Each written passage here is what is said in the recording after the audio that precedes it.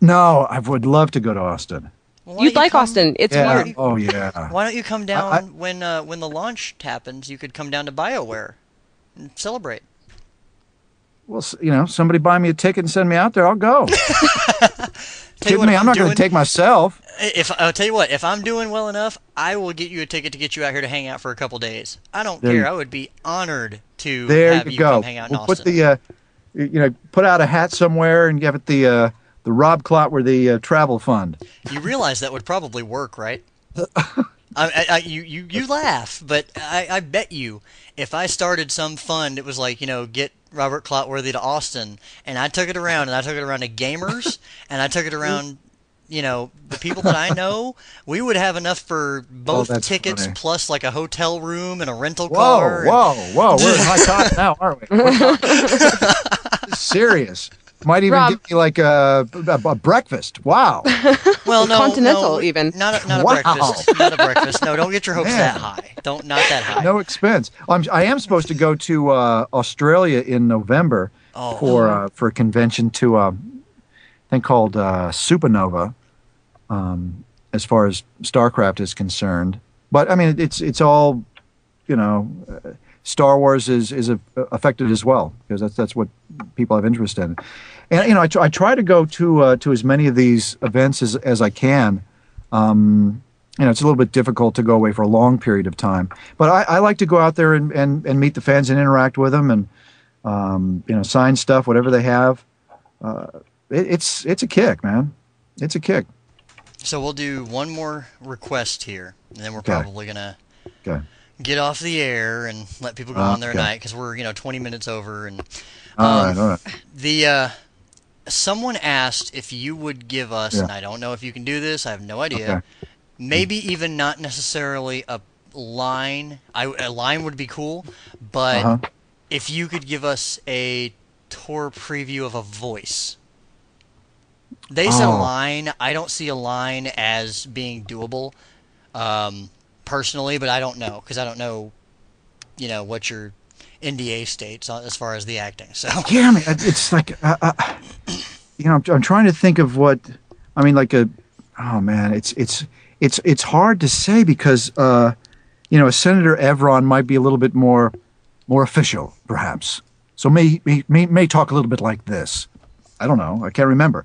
Or it's hard to remember. You go and do these things, and they go. When you do so many that they've got to. You do like 20 of them. It's like, and also without having the actual line in front of me, I go, oh, okay, this is what we're talking about. This is what we do. The Chancellor's he's got a bug up his ass, so he's got to be a little bit of a pain in the ass. Got it.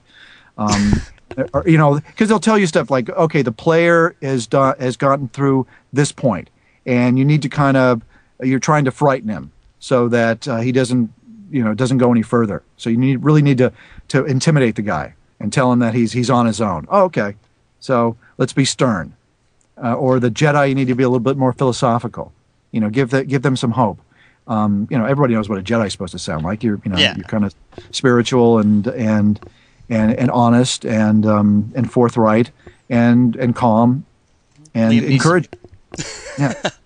So hopefully, within this interview that we've had, quite a few of those characters of Star Wars have come out in just the way that I've answered questions.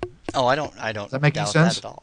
Yeah, and actually, when we were talking about main characters and the fact that you weren't sure, I was thinking about the Chancellor aspect. And if you remember, Chancellor Valorum and all those different chancellors, they were pretty big. They were bigwigs. They were.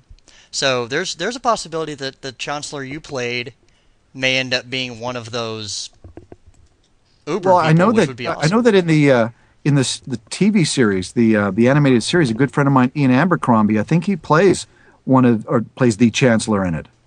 Yeah. Yeah. So and I think I'm trying to remember like where in Star Wars the Chancellor lies, because I know that in the films, like there was the Supreme Chancellor. Yeah. Whom, if I remember correctly, was the kind of the Speaker of the House. Right. Someone can correct me if I'm wrong on my Star Wars lore, but I think that was the guy that... Yeah, I think that was Palpatine. Yeah. Well, yeah. So, that's a huge deal. That's actually really cool that you got to do that one. That's probably what I'll be looking for. Yeah, it was. I was really kind of surprised when they presented that to me. It was, I don't know, the second or third session, and I'd already done a few other voices, and they bring in, some of the stuff you're re-recording what you did in the past because they've changed a little something or a word wasn't clear enough, and then they added some characters, and one of the characters they added was one of the chancellors. I went, oh wow, that's up there, man. That's a serious guy. All right. Well, I'm gonna wrap us up because we got it. At some point we have to. Yeah, we could do this all night probably. I'll just invite all the fans to just call me now, and we can continue this conversation via Skype, and we'll get 20 people in here and start talking. Blah blah. Blah blah blah blah blah. Now this has been a kick. I mean, I really am very honored to have you guys ask me to be on the show. It was a thrill. I love interacting with the fans and talking to people. Hopefully, I didn't give too much away, but hopefully, I gave enough away to kind of tease you that both Starcraft and Star Wars are these next chapters of both of these games are going to blow you away. That is a guarantee. Yeah.